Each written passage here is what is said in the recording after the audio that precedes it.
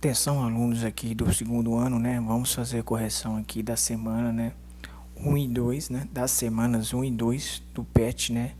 Complementar, né? Referente aí, né? Às leis de Newton e as suas aplicações. A primeira atividade proposta aí, né, da semana 1, nós temos aqui a questão 1 falando sobre, né? A questão do movimento de uma pessoa dentro de um carro com cinto de segurança. Observe a situação da figura abaixo e responda as perguntas a seguir. Quando um carro em repouso acelera, os passageiros tendem a permanecer parados e são pressionados contra os bancos. Daí a importância do encosto de cabeça, né? Da mesma forma, quando um carro em movimento freia, os passageiros tendem a continuar em movimento, com a velocidade imediatamente anterior à freada. Daí a importância do cinto de segurança. Então, a letra A pergunta o seguinte, só puxar aqui em cima um pouquinho. Qual das 3 leis de Newton corresponde ao exemplo? Aqui, gente, nós temos uma situação que nós estamos trabalhando com a primeira lei de Newton, né? Que envolve esses conceitos que a gente vai falar aqui. Deixa eu só aumentar aqui para a gente conceituar da maneira correta aqui. Então, o que a gente vai escrever aqui, ó? Vai escrever o seguinte, né? Só dar um zoom aqui, né? Trata-se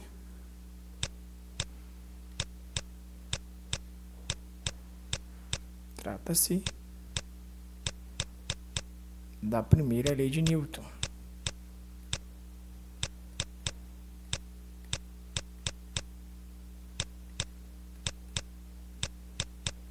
Essa é a resposta. E por que, né? A gente vai responder isso na B. A B que pede essa informação. Mas antes disso, né? Vou só corrigir a espessura do lápis aqui, que está um pouquinho exagerado. Nós vamos falar aqui, ó. Opa, deixa eu apagar um bocado. Não ficou legal isso aqui.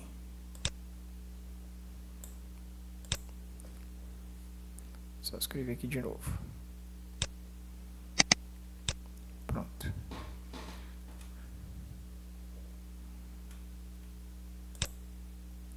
Então, o que a gente vai ter aqui, né? Ele fala aqui na B, aqui, ó. Enuncie esta lei de Newton, né? Como é que ela é enunciada, né? Como é que ela é escrita? A palavra é essa. Como é que ela é escrita? É o seguinte, gente. O que a primeira lei de Newton fala, né? Se um corpo... toda vez que eu clico aqui vai voltar, mas a gente puxa aqui de novo.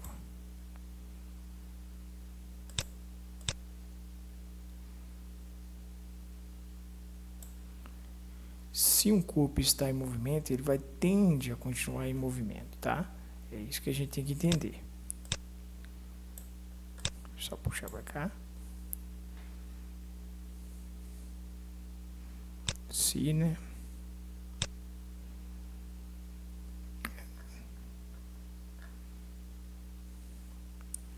Isso está sendo um grande problema para mim.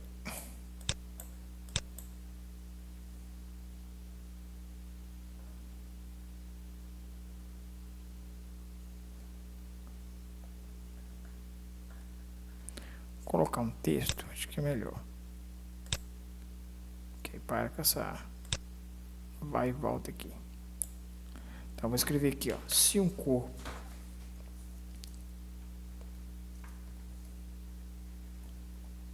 está em repouso, ele tende a continuar em repouso. Ou, e se também, né?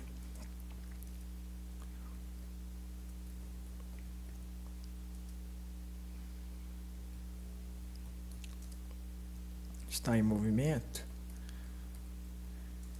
ele tende a continuar em movimento. Beleza. O que nós temos aqui, ó?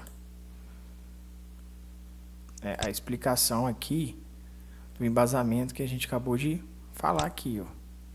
Tá bom? Só voltar aqui que ele sumiu aqui com a mensagem, né? Não é o nosso objetivo aqui.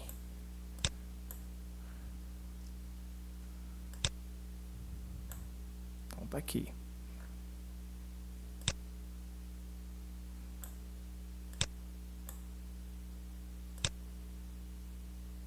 Então, a B, vocês vão responder dessa forma. Se o corpo está em repouso, ele tende a continuar em repouso. E se o corpo está em movimento, ele tende a continuar em movimento, né? A não ser que uma força, né, externa age sobre ele. Mas, a grosso modo, é isso aqui mesmo. Bom, analisando o desenho novamente, né, da figura aqui, né, A e da figura B aqui, né? Devia ter colocado aqui A e B. O que a gente observa, né? Se você está dentro do ônibus, né? Eu sempre dou o exemplo do ônibus. Você está em pé no ônibus, segurando, né? Para se manter ali firme, né? Aí o motorista entra dentro do ônibus, bate a chave de ignição e começa a arrancar o ônibus. O que você observa, né? Como seu corpo está parado, ele é projetado para trás, porque seu corpo tende a continuar em repouso, né? É isso que aconteceu. E a mesma coisa acontece quando o ônibus, por exemplo, está em movimento, né? E de repente ele percebe alguma coisa, ou ele evita um choque com alguma coisa, ele freia bruscamente, né? Como você está em movimento junto com o ônibus, né? O que acontece? Quando ele pisa bruscamente e freia, né? Seu corpo tende a se movimentar, né? Porque ele estava em movimento, então ele tende a continuar a se movimentar, entendeu? Então por isso que os veículos, né? Todos os veículos utilizam os cintos de segurança para evitar, né? Por exemplo, se um cara desse frear bruscamente ou bater em alguma coisa, né, bruscamente, seu corpo não seja projetado para frente, entendeu? Então o cinto evita esse tipo de, né, transtorno, né, de acidente. Então por isso que é importante estar utilizando o cinto de segurança. O cinto de segurança não foi inventado só para querer ganhar dinheiro e multar as pessoas, não. Tem um fundamento de engenharia, de física por detrás disso, né, e questão de segurança. Então por isso que é importantíssimo estar utilizando o cinto de segurança. Importa onde é que você vai. Se vai ali na padaria, pertinho, você tem que colocar o cinto de segurança para evitar esse tipo de transtorno, né? Você não sabe o que pode acontecer de uma hora para outra. Bom, então está respondida aí a questão 1. Vamos fazer agora a questão 2. Onde está a questão 2? Está aqui. Então vamos pegar aqui agora. Questão 2 fala o seguinte: qual das pessoas representadas na figura é mais difícil de ser empurrada e por quê? Bom, gente, para entender isso, eu tenho que pegar a segunda lei de Newton, né? O que a segunda lei de Newton nos fala, né? Aí a gente tem que ficar alerta. O que a segunda lei de Newton nos fala? Vou fazer aqui no cantinho aqui, porque toda hora está sumindo. Segunda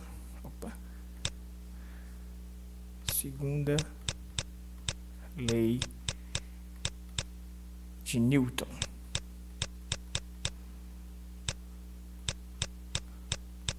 O que a segunda lei de Newton nos fala, gente?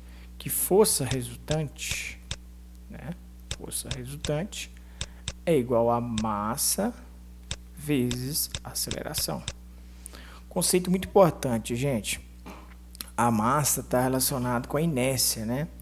Então, quanto maior a massa de um objeto, maior a inércia, né? Maior a dificuldade da pessoa tirar aquele objeto, né, do seu estado, né? O que é o seu estado? O estado de repouso, o seu estado de movimento, pouco importa. Então, por exemplo, tem um objeto de 100 kg e o outro objeto de 20 kg. É muito mais fácil você tirar do estado de repouso, né, esse objeto de 20 kg do que tirar o outro objeto de 100 kg. Por quê? Quanto maior a massa desse objeto, maior a sua inércia. Tá? Por que isso acontece? Por causa dessa equação aqui, ó. Massa vezes aceleração é igual a força resultante. Então, se eu pegar a aceleração e fazer isso aqui, ó, o que eu observo, né? Que a massa, ela é inversamente proporcional, né? Ela é inversamente proporcional à aceleração. Então, se a massa aumenta, a aceleração vai o quê? Diminuir. E se acontecer o contrário, a massa diminuir, a aceleração vai aumentar. Então, são grandezas inversamente proporcionais. Então, se uma aumenta, a outra diminui. Então, o que essa equação nos diz aqui em relação a esta questão aqui que nós acabamos de fazer aqui, de analisar aqui? Ela nos diz o seguinte, gente. Quem que vocês acham aqui que tem a maior massa? Né? Esse rapaz, ou um senhor que está aqui, não sei. Ou essa moça, uma garotinha que está aqui, né? Parece ser mais uma garotinha que está aqui. Quem tem a maior massa? Né? Com certeza esse rapaz, né? Então, obviamente, né? A pergunta é o seguinte: qual das pessoas representadas na figura é mais difícil de ser empurrado? Vai ser o rapaz, né? Porque ele tem uma massa maior. Então, para você tirar ele da inércia, né? Então, vai ser muito mais difícil de você fazer ele se movimentar. Então, a gente pode escrever, né, a seguinte frase aqui. Deixa eu pegar aqui.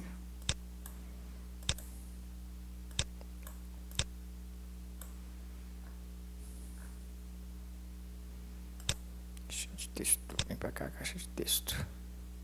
Então, posso escrever: o rapaz, porque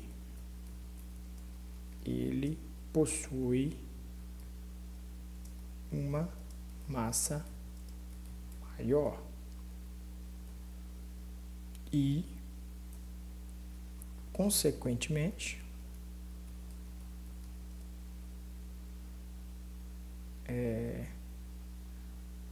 pela inércia, né? Pela inércia,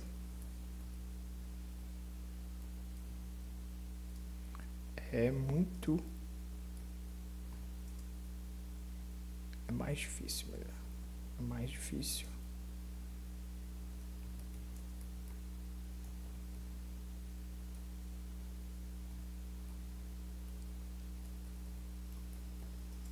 tirá-lo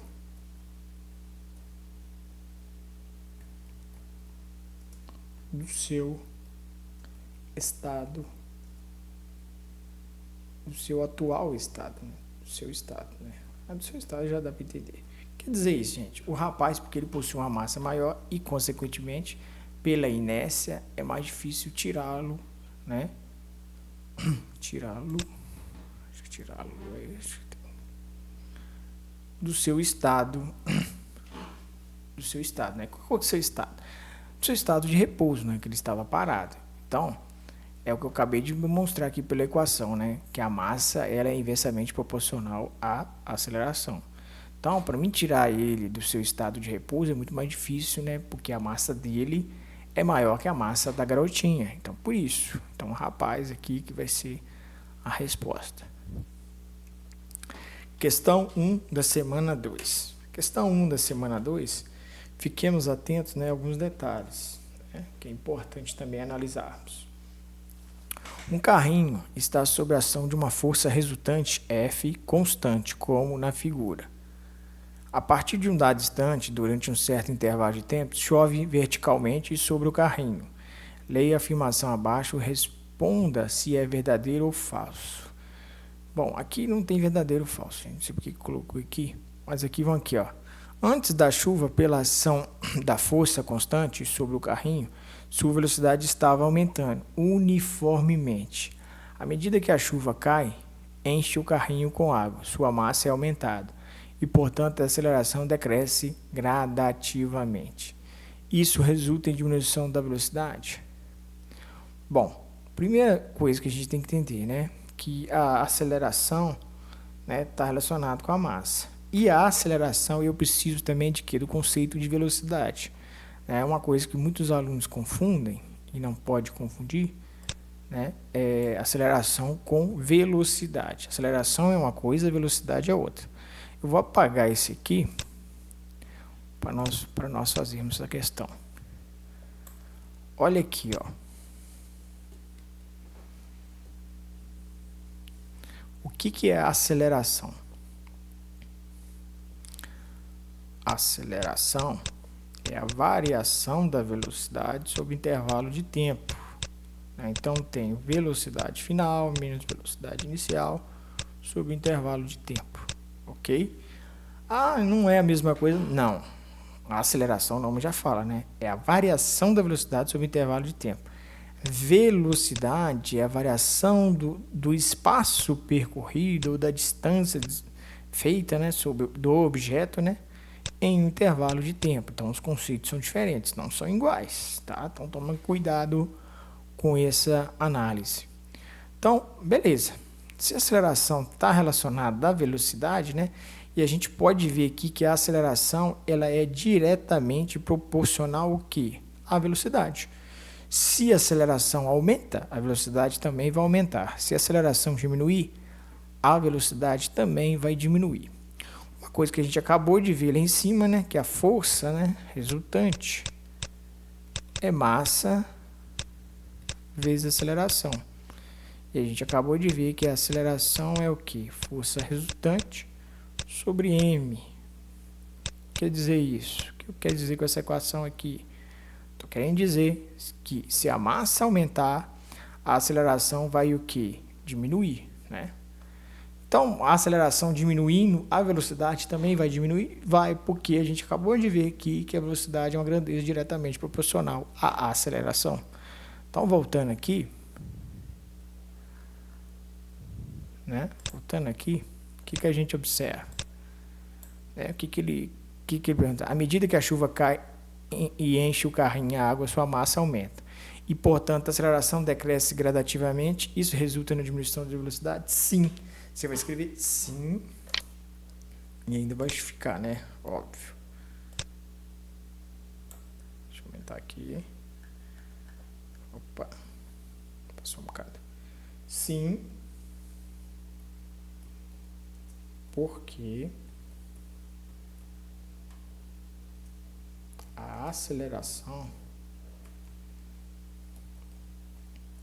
é diretamente proporcional, né,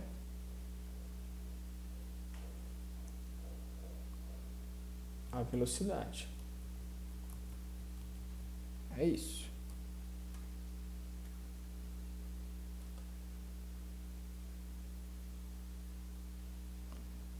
Aquela explicação que eu dei, né? Se ela é diretamente proporcional à velocidade, né? E a gente sabe que a aceleração vai estar relacionada com a massa, né? Se a massa aumenta, né? A velocidade, a aceleração diminui. Consequentemente, também a velocidade vai diminuir. Este é o conceito.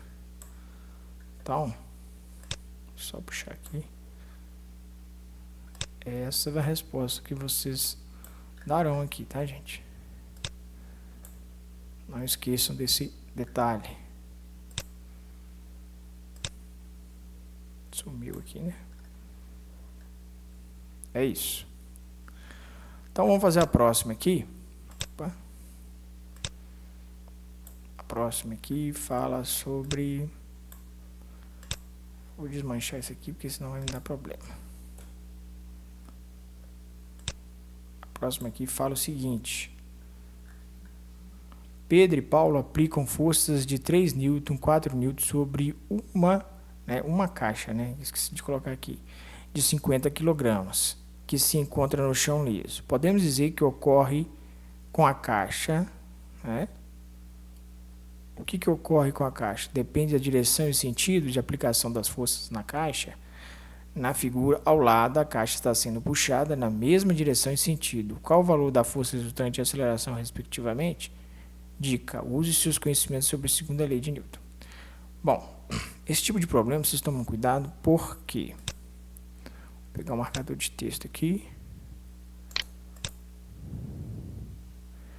Eu vou destacar aqui que eu quero. O que ele fala aqui, ó.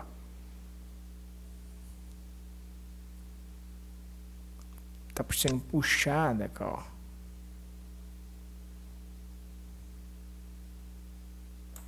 Na mesma direção e sentido, tá?